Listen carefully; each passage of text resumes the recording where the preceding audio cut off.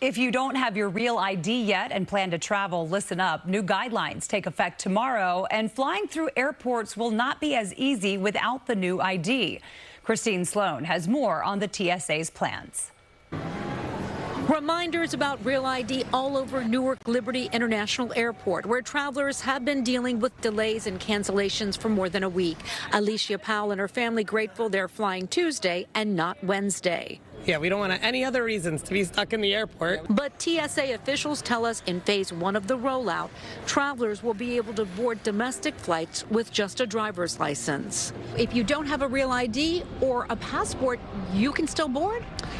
You will still be able to process through. That individual who is not Real ID compliant needs to plan for some enhanced screening that they may be going through at the checkpoint above and beyond the normal process. The TSA telling travelers who are not Real ID compliant to give themselves an extra 30 minutes, in addition to the time required to go through normal security. More staff will be on hand. Officials not divulging much about the new technology and how long they'll keep the Real ID exception in place. And eventually, whatever that time lane will be, a Real ID will be a must. When the federal regulation is fully enforced, a passport or passport card can be a substitute for Real ID, as well as other forms of identification, including a DHS Trusted Traveler Card, which includes global entry, and a Veterans Health Identification Card. At this Rahway Motor Vehicles office, some still unable to get a Real ID appointment. I'm going to be traveling soon, and I can't wait till the last minute to get the Real ID.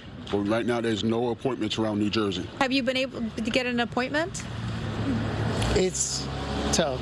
A CBS News analysis shows New Jersey has the lowest Real ID compliance rate nationwide. But according to the Center for American Progress, the state has an estimated 79% of residents with passports, the highest in the nation. The TSA has information on its website about those 15 forms of identification that can be substituted for Real ID.